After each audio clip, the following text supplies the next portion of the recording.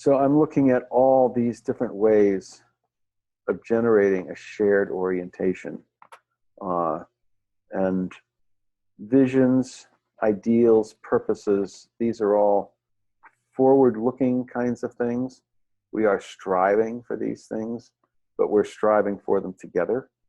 And in order to do that powerfully and authentically, we need to generate these together. We need to come to these. It's not a vision or an ideal or a purpose handed down to us from someone somewhere else. This is what do we believe we should be striving for. So the creation of that is a very important dimension of this. And sharing culture is something we have, and it's important in culture is not just one thing. Culture is sort of fractal. It shows up at different levels. You can have a culture in a relationship or a family.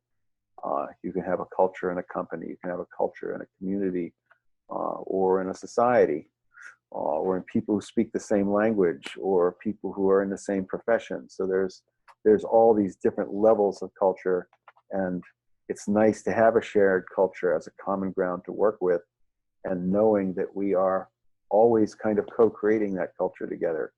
To a certain extent, it's a given. To a certain extent, it's something that we co-create constantly, particularly in times of major transformation. There's even a book called The Cultural Creatives about that part of the society that is not tied to tradition or to the economic scientific worldview that is going, we're in a major shift.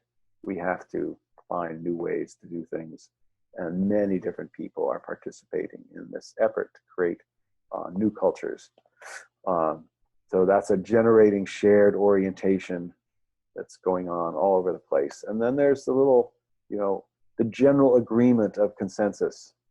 To what extent are we all aligned? We've been wrestling with this problem. We heard each other. We've studied the facts of the matter. And we're coming to a sense of what needs to happen here.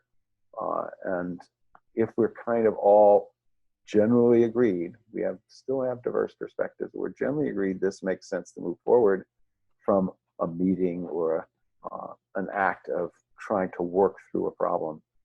The word consensus can mean 100% voting, or it can mean nobody has any more concerns, or it can mean, sort of supermajority. Very often in the United States anyway, the pundits will talk about there's consensus about such and such, and that consensus is like 60%, which is a supermajority, but it's a very small supermajority.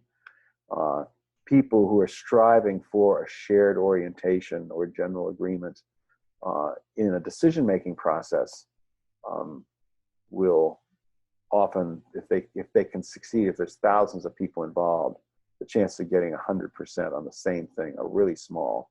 If you can get 80% of 2,000 diverse people, that's unbelievable agreement.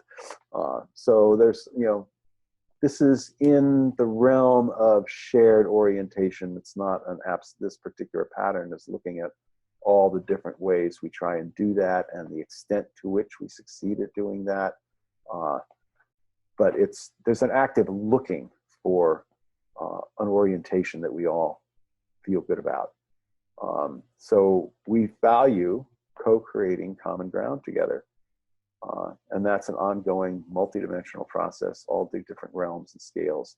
We are co-creating common ground together. That's part of the wisdom that we are generating together, is the sense that we have common ground. We're standing on the same territory, looking in the same direction, striving to achieve certain things together. With all of our diversity flourishing, we still have certain things, you need to be able to understand. If you're all talking different language, if you're all different species, if everything's different, it's really hard to move ahead. We can always expand. There's people who speak totally different languages who achieve remarkable understanding because their level of interpersonal empathy is so high.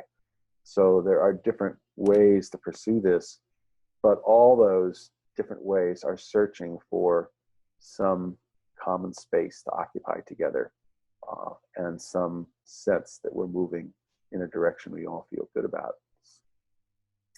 But we don't want to just agree. The mere agreement is, a lot of compromise, a lot of force, a lot of pressure, conformity pressure, social pressure, saying, so we're all agreed on X in a meeting, and with an expectation that nobody would dare raise their hands and say, well, I don't agree.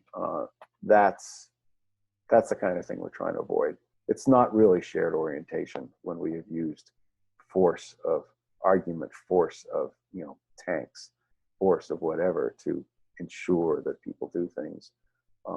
We're trying to create a culture and institutions that help us sense into where are we now and where we're going.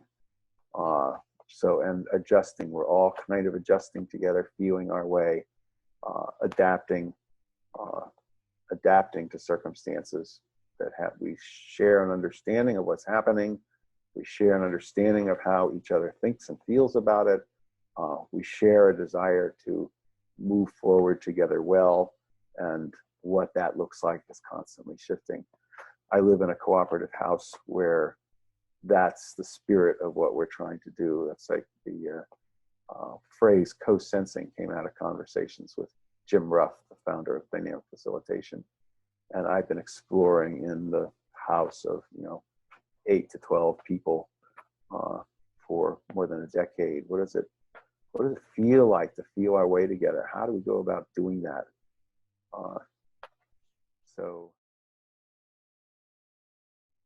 And scenario work, exploring different possibilities. We look at this, this factor and that factor, and how do they interact, and let's imagine it plays out in this way or that way in the future.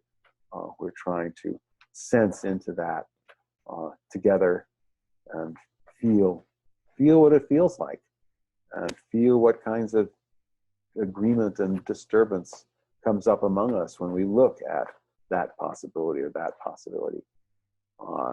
Envisioning the generation of a shared vision. There's a lot of exercises that have been done where many, many people in the community come together, or stakeholders come together and go, what would we all like to see happen? And there's different processes to help people do that.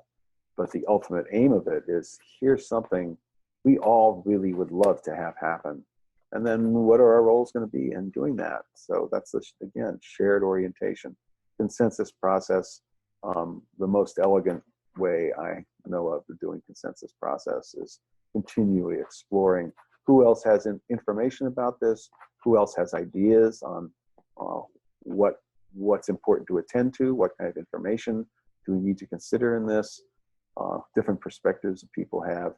And we're exploring that together, and as something begins to surface that looks like maybe this makes sense to all of us, we're going to ask, does anybody have any concerns? We want to know if anybody has concerns. We're not like, okay, you got a concern, well, shut up. We're all the rest of us are on board with this, and who are you to speak up? That's not really consensus process. So that's a way of generating a shared orientation if everybody feels their interests and needs are being taken into account. And dynamic facilitation is a master of process of that kind of thing. World Cafe is many people exploring the same questions and hearing each other from very different perspectives. And as that's done, and at the end, when people are harvesting, when the group is harvesting people, small groups have talked about things, and now we're going to try to bring all that out, all the really juicy stuff that was talked about during whatever hours we spent going from table to table and talking with different people. And there's a sense of, okay, this is what we came up with. And of course, having a group purpose and organizational purpose are really important, particularly when the purpose is generated by the people in the organization or in the group.